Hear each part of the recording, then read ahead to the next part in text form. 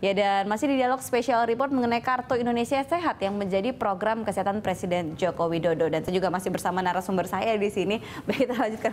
Kalau tadi kan Pak Kartono memaparkan begitu banyak sebenarnya tantangan, tapi juga untuk membangun satu program kesehatan atau yang bisa dirasakan masyarakat itu kan juga lintas departemen ya Pak, banyak pihak yang harus terlibat di sana. Nah, keterlibatan dari BPJS yang mungkin bisa ditingkatkan Pak di masa pemerintahan baru ini. Ini Bang Kartono ini guru saya sebetulnya. Jadi kalau kita bicara kebijakan, kesehatan, bicara tentang teoritisasi, pendekatan akademik, bagaimana menyelesaikan masalah kesehatan, mungkin sudah 3 gudang di KMKes itu, dokumen itu. Artinya, ya, itu artinya ini kan policy ini kan sudah lama ini kita lakukan berbagai pendekatan. Nah, kemudian saya akan coba masuk mikro dulu. Nah, mikronya begini, kalau kita melihat apa yang disampaikan tertulis ya, karena kita mendialogkan ini dengan dalam pelaksanaan nanti, disebutkan bahwa ada 3 problem bangsa itu kan. Ancaman wibawa negara, kelemahan sendi perekonomian yang kaitan dengan kepribadian bangsa. Nah, yang kedua sesungguhnya dikaitkan ancaman terhadap kelemahan sendi perekonomian bangsa itu tertulis di situ. Kemudian kemajuan ekonomi kita ini semakin berparah pada saat masyarakat tidak dapat mengakses pelayanan kesehatan pada saat sakit. Artinya apa? Isu yang dikembangkan adalah produktivitas masyarakat ini kan terganggu kalau dia sakit. Karena produktivitas terganggu karena sakit, tentu ekonomi akan melemah. Ini basic filosofinya dalam mikro ini ya. Dan itu juga menjadi tuntutan masyarakat. Nah, inilah kemudian mau diselesaikan dengan Kartu Indonesia Sehat. Akses menjadi lebih mudah. Akses itu 2, financial access, non-financial access. Financial access-nya ini yang diperkuat dengan jaminan sosial ini. Dan ini akan ditambah untuk masyarakat yang kemudian secara finansial memang tidak mampu mencapai akses itu. Kemudian yang kedua tentu akses non-finansial. Termasuk di sini adalah fasilitas kesehatannya yang mesti siap. Nah, kalau akses ini bisa terciptakan, kita menyelesaikan satu persoalan. Baru kita tarik mundur kebijakannya. Nah, kita kemudian masuk ke dalam pelayanannya. Ini kan subsistem pembiayaan personil.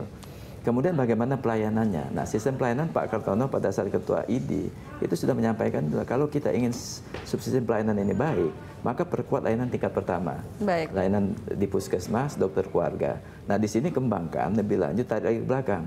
Bukan hanya mengobati, tapi lakukan tindakan-tindakan promotif preventif individual yang kuat. Sehingga lingkungan individual, kemudian sanitasi individual itu menjadi kuat karena ada edukasi terus-menerus dari dokter keluarganya. Nah, kita tarik ini menyelesaikan satu persoalan komunitas. Nah, bahwa kemudian komunitas ini nggak mungkin kemudian bisa menjadi sehat kalau katakanlah sekarang asap datang nih, asap datang dari kebakaran hutan. Ini perusahaan public health yang lebih luas. Kita bicara organize community effort, bagaimana masyarakat ini kita gerakkan, tumbuh kesadaran, kemauannya untuk hidup sehat. Tapi tidak cukup untuk itu, infrastruktur harus menunjang. Nah, ini kalau kita bicara tarik menarik antara BPJS yang kemudian menyelesaikan persoalan bagaimana memperkuat ekonomi dalam artian meningkatkan produktivitas, SDSN juga jelas filosofinya, poverty reduction, menurunkan kemiskinan sebetulnya. Karena orang begitu sakit bisa jatuh miskin, dicegah jangan sampai miskin, kemudian produktif. Kalau dia produktif, diharapkan ekonomi meningkat. Tapi di luar itu ada sistem yang memperkuat itu bukan hanya mengobati, lakukan tindakan promotif, preventif individual.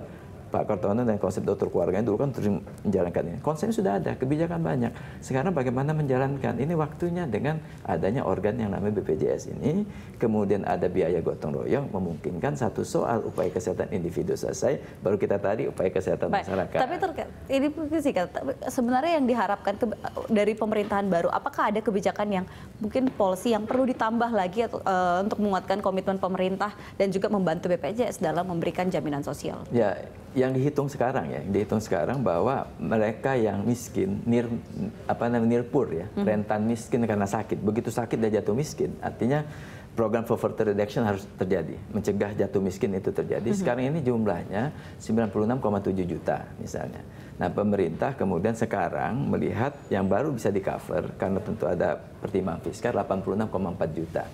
Artinya ada 10,3 juta yang kemudian mereka ini membutuhkan sebetulnya peran pemerintah. Nah, ini yang kita namakan program ini JKN ya, JKN plus lah. Plus pertama tambah jumlah kesertaan ini sehingga sesuai dengan apa yang dihitung oleh Badan Biro Pusat Statistik. Badan Pusat Statistik menyatakan bahwa yang nirpur itu, yang rentan miskin karena sakit 96,7. Faktanya yang ditanggung 86,4. Itu yang pernah masuk. Kemudian yang kedua, benefit. benefit package-nya. Apakah benefit package yang dianggap sekarang ini sudah cukup? Kalau memang kurang, ditambah. Tapi tentu kita bicarakan tentang iuran yang masuk, gitu. Itu yang plus keduanya.